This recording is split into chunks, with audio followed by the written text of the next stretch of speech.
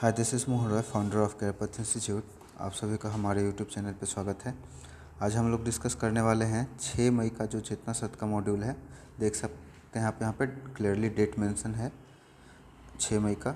तो सबसे पहले हम लोग 1 to 8 का जो है उसे देखेंगे, उसके बाद फिर हम लोग आगे बढ़ेंगे। ठीक,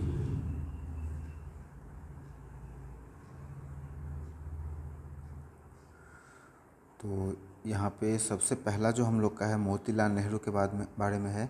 मोतीलाल नेहरू का जन्म 6 मई 1861 ईस्वी को आगरा में हुआ था।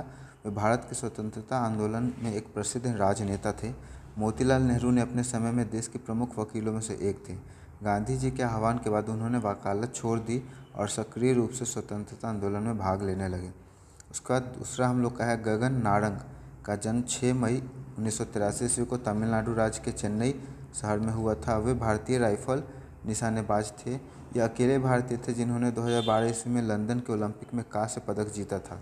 इन्हें भारत सरकार द्वारा पद्मश्री और राजीव गांधी खेल रत्न पुरस्कार दिया गया है। नेक्स्ट हम लोग का आज का विचार है, जिसमें सबसे पहले महात्मा गांधी का थॉट है, किसी को माफ़ करना कमजोरी नहीं, सामर्थ्यवान व्यक्ति ही ऐसा कर सकता है। दूसरा थॉमस एल्वा एडिसन का है, हमारी सबसे बड़ी कमजोरी हार मान लेना है।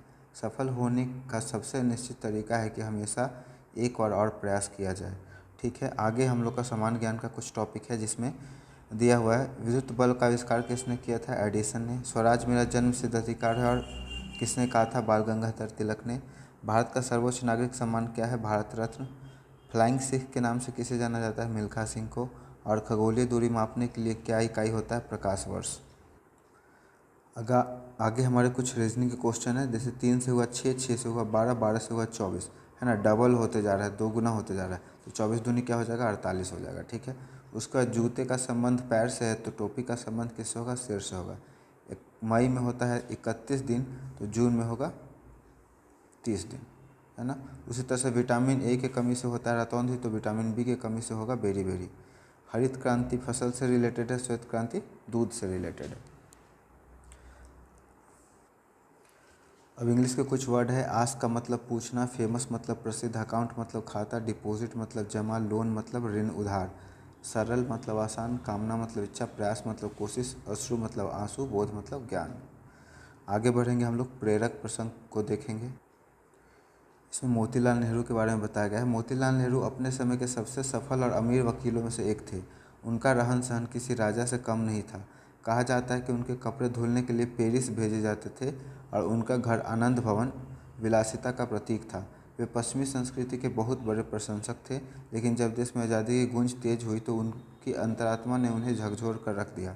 जब महात्मा गांधी ने असहयोग आंदोलन का आह्वान किया तो मोतीलाल नेहरू ने जीवन में एक बड़ा मोड़ आया।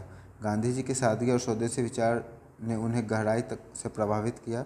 एक दिन उन्होंने फैसला लिया कि अब अंग्रेज़ों के लिए नहीं बल्कि अपने देश के लिए जिएंगे। उन्होंने अपनी करोड़ों की वकालत रातों रात छोड़ दी। उनके वे कीमती रेशमी कपड़े और विदेशी सामान जिन्हें वे बड़े चाव से इस्तेमाल करते थे, उन्होंने अपने घर के आंगन में होली जलाकर खाक कर दिया। जिस व्यक्ति ने अपना पूरा जीवन मखमली बिस्तरों पर बिताया था, वह अब खादी के मोटे कपड़ों पहनकर ज़मीन पर सोने लगा।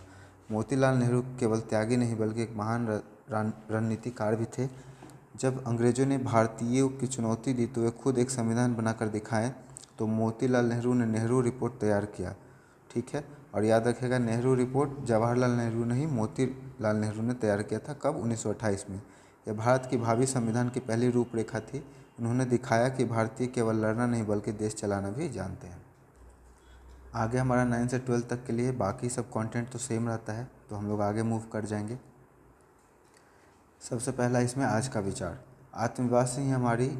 आत्मविश्वास की कमी हमारी बहुत सी असफलताओं की जड़ है। उसका करेंट अफेयर में है, कान्हा टाइगर रिजर्व किस राज्य में है? तो मध्य प्रदेश में। दक्षिण 24 परगना किस जिला किस राज्य में है? पश्चिम बंगाल में। भारत सरकार ने मोर को राष्ट्रीय पक्षी कब घोषित किया था? 1 फरवरी 1963 को। बहुत इंपॉर्टेंट है ये। जुंटा नामक सेना किस पड़ोसी देश की है? म्यांमार की।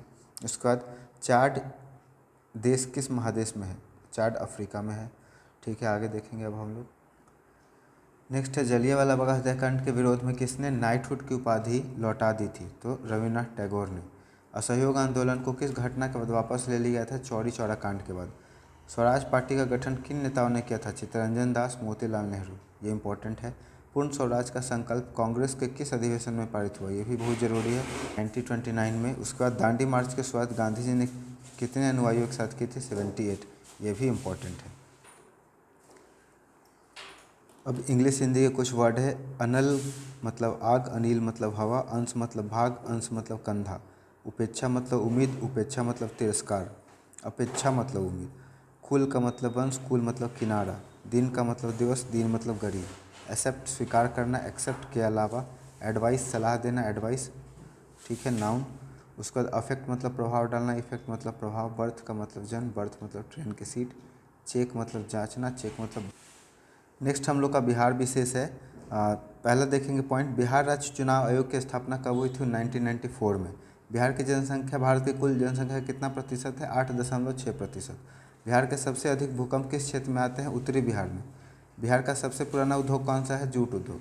उसके बाद बिहार में सबसे बड़ा थर्मल पावर स्टेशन कहाँ है? बाढ़ सुपर थर्मल पावर, NTPC बाढ़ में। नेक्स्ट रीजनिंग के कुछ क्वेश्चन है। 1 से बढ़ के हुआ 8, 8 से बढ़ के हुआ 27, 27 से बढ़ के हुआ 64। देखिए तो 1 का स्क्वायर, 1 का क्यूब, 2 का क्यूब 8, 3 का क्यूब 27, 4 का क्यूब 64, ठीक है। तो 5 का क्यूब कितना हो जाएगा? 125। उसी तरह से A से C बढ़ा तो 2 बढ़ा है, C से F बढ़ा, F से J बढ़ा। तो इस तरह से बाकी जो क्वेश्चन है उसको आप कर लेंगे। तो मुझे उम्मीद है ये वीडियो आपके लिए काफ़ी हेल्पफुल रहा होगा। वीडियो पसंद आया तो वीडियो को लाइक कर दें, और आप अगर हमें सपोर्ट करना चाहते हैं तो हमारे चैनल को सब्सक्राइब कर दें। Thank you so much.